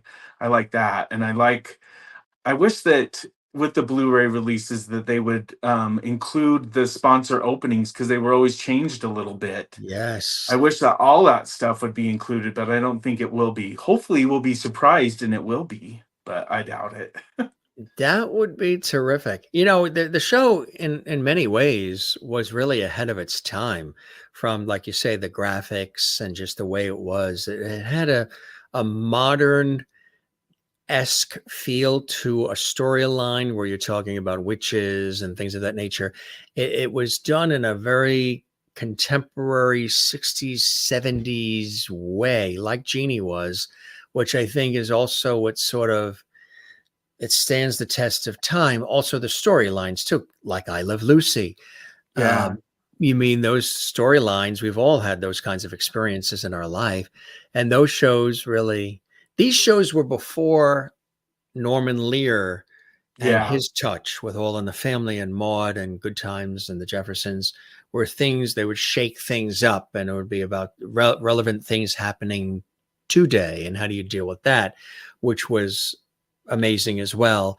These were the last of the shows that had sort of more of that innocent, take me away from it all yeah. quality, right? Yeah, that's true. And also, speaking of I Love Lucy, that's another thing I learned is that many of the scripts from I Love Lucy were regenerated for Bewitched, particularly the Chocolate Factory episode became the episode in season 5 of Bewitched where Serena and Uncle Arthur lose their powers and end up working in a chocolate banana factory. And that's because William Asher, the director of Bewitched and Elizabeth's husband at the time, he was the director of many of the I Love Lucy episodes, including that Chocolate Factory episode. And he actually asked Lucy if she minded if they did an homage to that episode. And Lucy said, go ahead and do it. And so many people will recognize that that's pretty much the same storyline, but there were many other things on I Love Lucy that Bewitched incorporated into their show, which I found great because I Love Lucy, of course, is one of the greatest, if not greatest, shows of all time. It really is. We've had Lucy Arnaz, who's a friend, a couple of times on the show, and I asked her about that, and what was the enduring quality? Why did it work? And she said you had four brilliant people on: Desi Arnaz, Lucille Ball, Vivian Vance, William Frawley, perfectly cast, beautifully written, stories you can relate to, funny, innocent, and timeless, and a lot of time and effort and quality went into that series. And again, you had people who knew how to take those words and grab them off paper and turn them into television gold, as Yeah, they certainly have. And again, these series we're talking about are still on television today.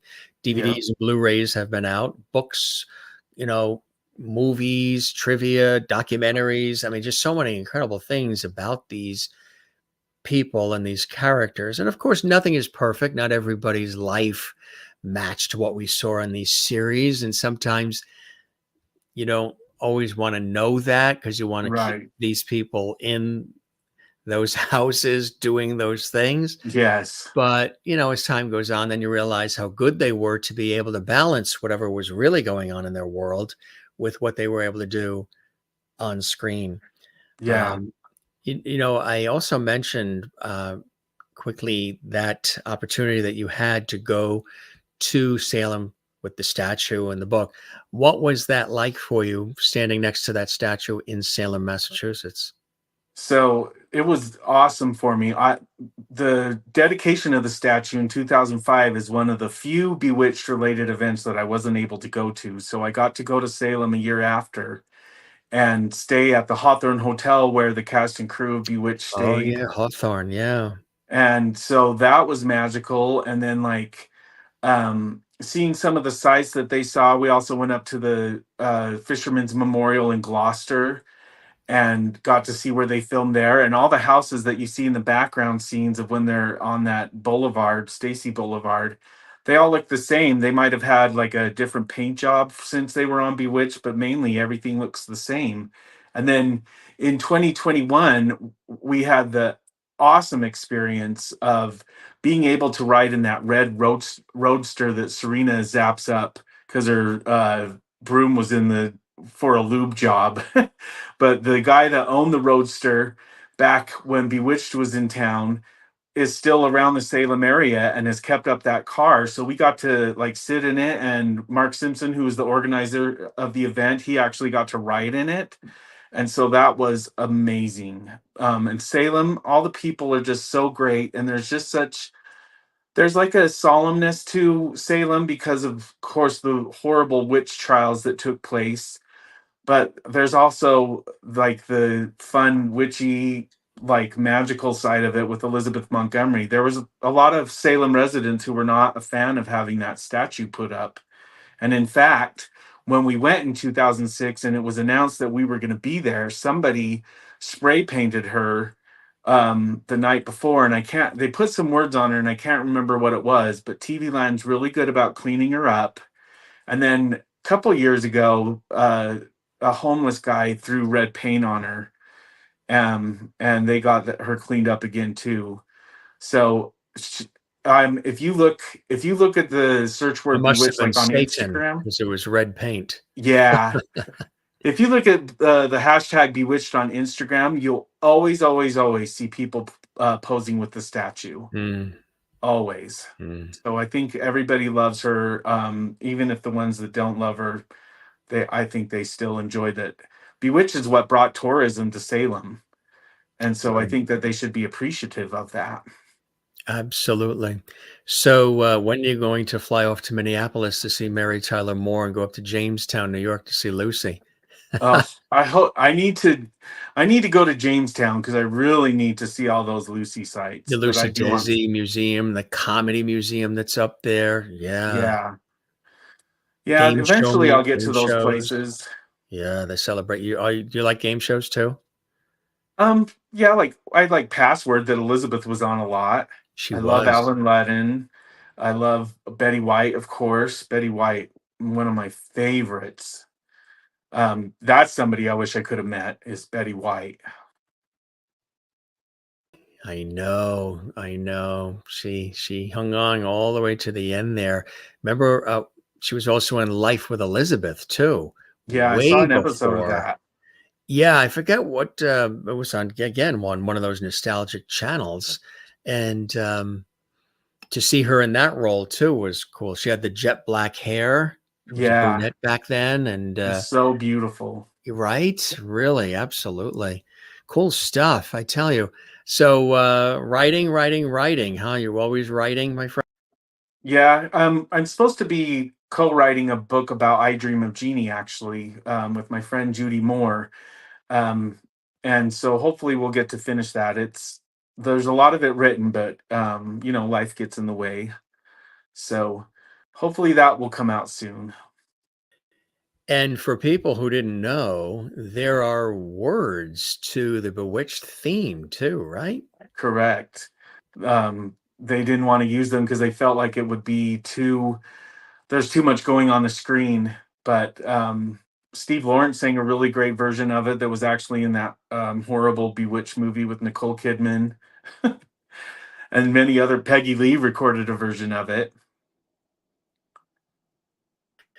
You know, you talk about the remakes. I've not always been a fan of remakes. I know they've done a couple of remakes of the Brady Bunch movies and different things, and the later Twilight Zones versus the original with Rod Serling.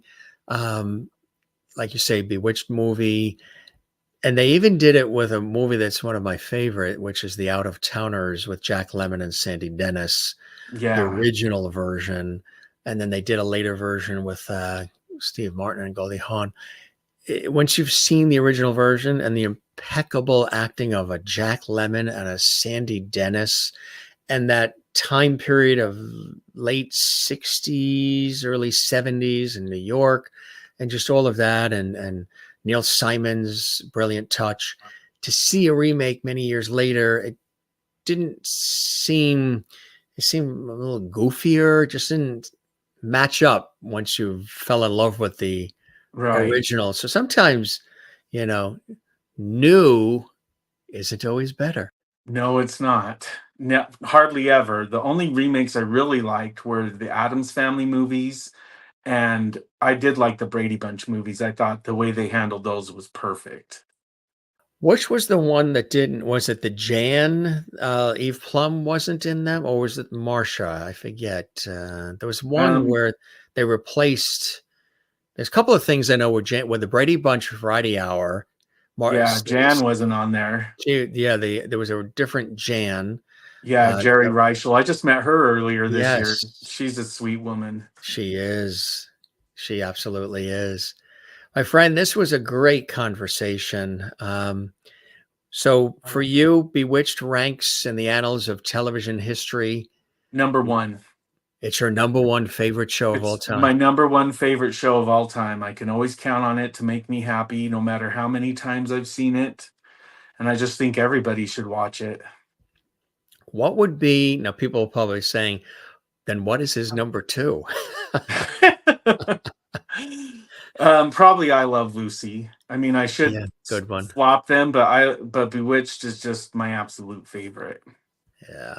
And you know what's great about it? There's years and years and years worth of episodes that people can enjoy and watch and revel in, with all the iconic characters and all the people that, are part of the family now all these years, and the brilliant actors and actresses and the incredible poignant moments. And of course, lovely Elizabeth Montgomery and everybody. Just really, it's a great, great, great tribute to an iconic series. And there's that. I love that.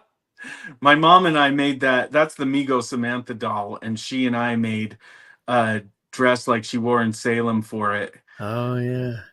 But that's some of my collection. I have a huge memorabilia collection that's now in storage because I had to move. Storage, right?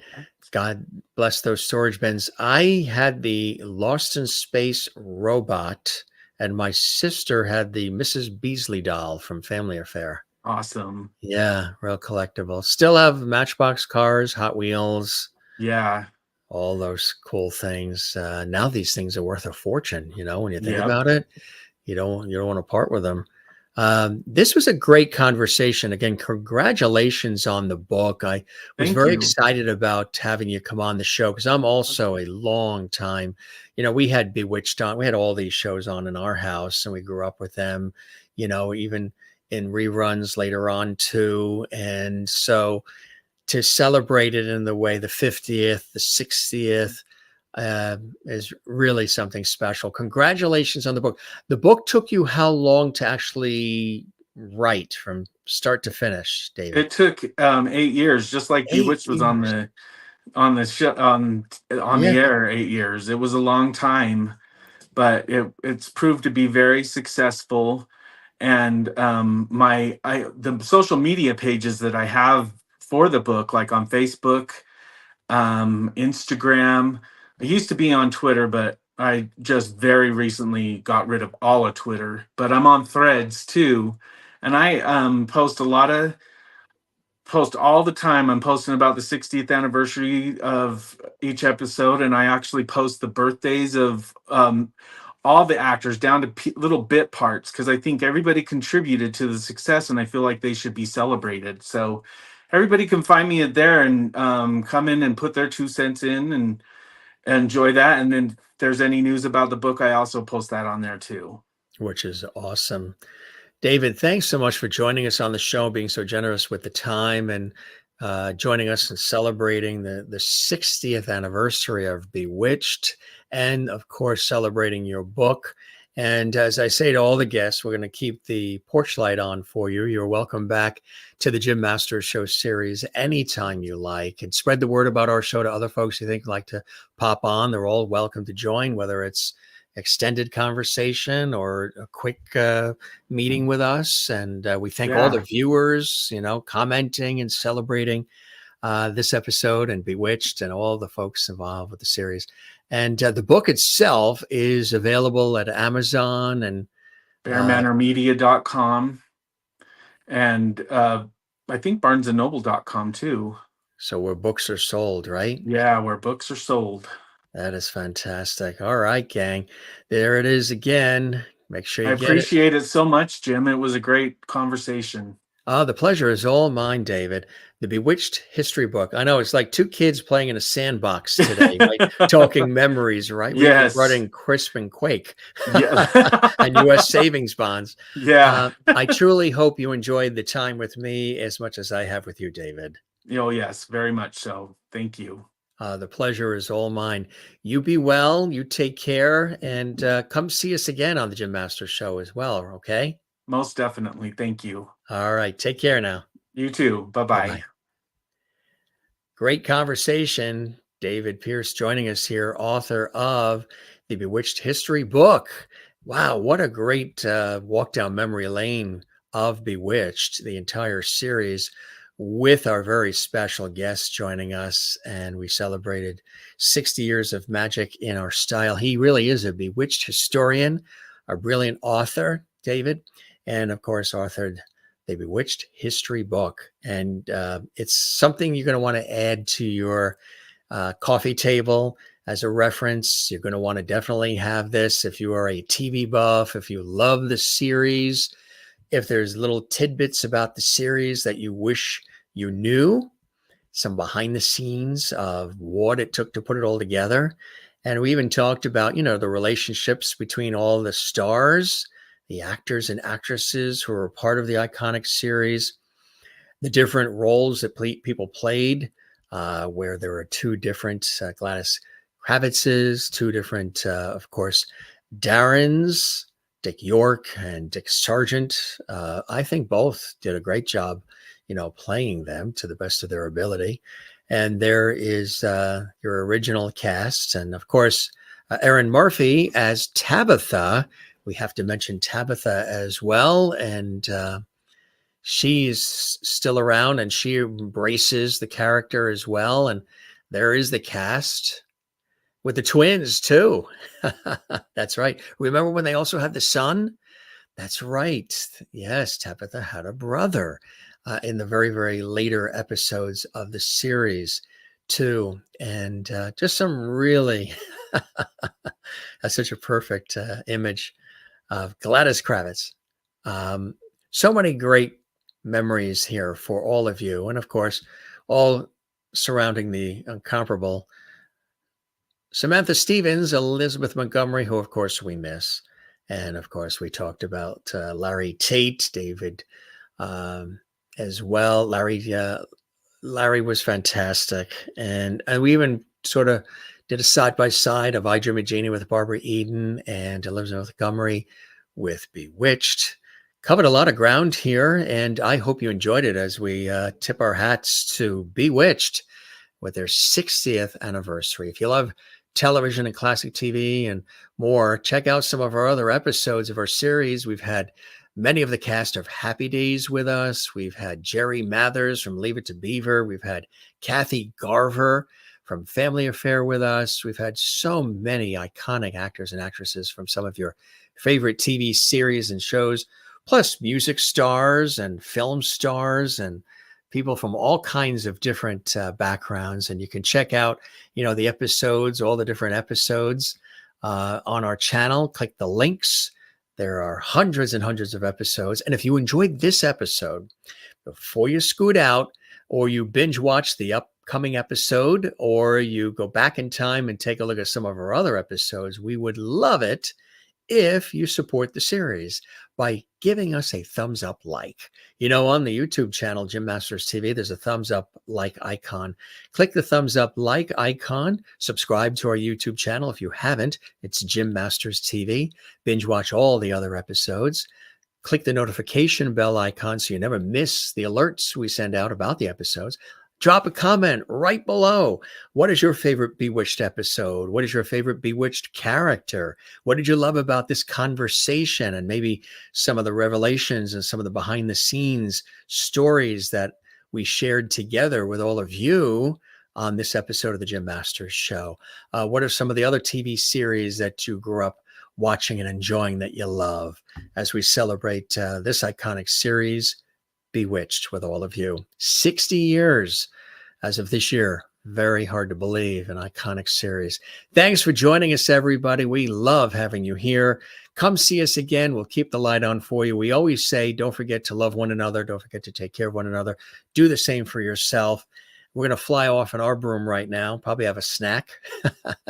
And we love having you here. We love you all. I'm your host, Jim Masters, thanking you for your time this time. Till next time, check out some of the episodes that we have there for you.